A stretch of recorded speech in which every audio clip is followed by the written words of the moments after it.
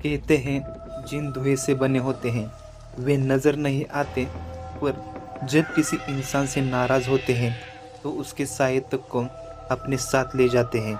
यह कहानी मुंबई के मालाड इलाके की है।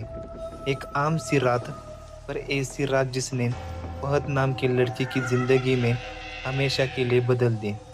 फहद 28 साल का कॉल सेंटर में काम करने वाला नौजवान था।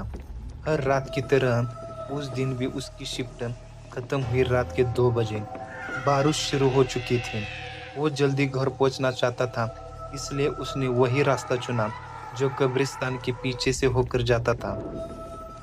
अंधेरी सड़क, टिमटिमाती स्ट्रीट लाइट्स और बस उसकी बाइक की हेडलाइट। वो जैसे ही कब्रिस्तान के पास पहुंचा, बाइक अचानक बंद हो गई।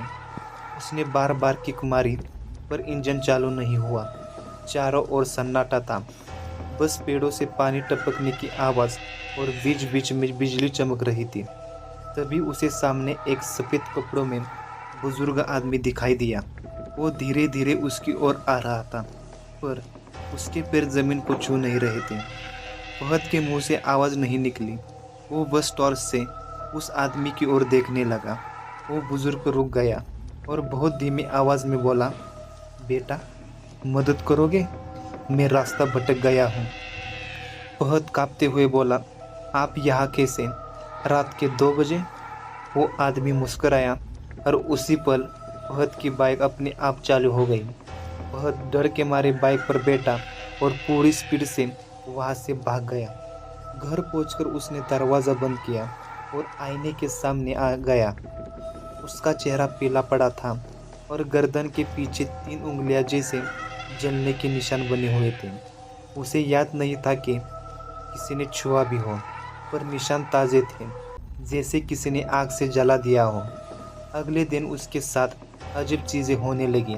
रात को कमरे में कोई फुसफुसाता, आईने में पीछे किसी की परछाई नज़र आती थी और नींद में कोई उसके कान में कहता, मदद मांगी थी, तुम चले गए।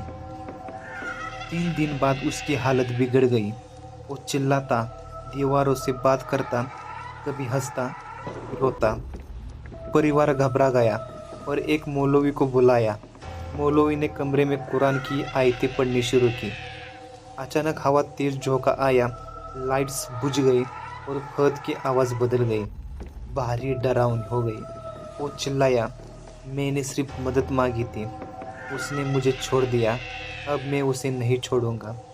मौलवी चीखे, ये जिन है, इससे पहले कि ये और नुकसान करे इसे रोकना होगा। कमरा कांपने लगा, दीवार से धूल गिर रही थी। फहद हवा में उठा और ज़मीन पर गिर गया। मौलवी ने तिलावत जारी रखी और अचानक सब शांत हो गया। फहद की आंखें बंद थीं और वो मर चुका था या शायद आज़ाद हो गया था। अगले दिन उसी कब्रिस्तान के पास एक आदमी को देखा गया, सफ़ेद कपड़े पहने, धीरे धीरे चलते हुए, वही चेहरा, वही फहद। लोगों ने उसे पुकारा, पर वो बिना पीछे देखे कब्रिस्तान के अंदर चला गया और फिर कभी नहीं देखा। कहते हैं रात के 2 बजे अगर कोई उस रास्ते से गुजरता है तो उसकी बाइक अपने आप बंद हो जाती है और एक आवाज़ आती है, मदद करोगे?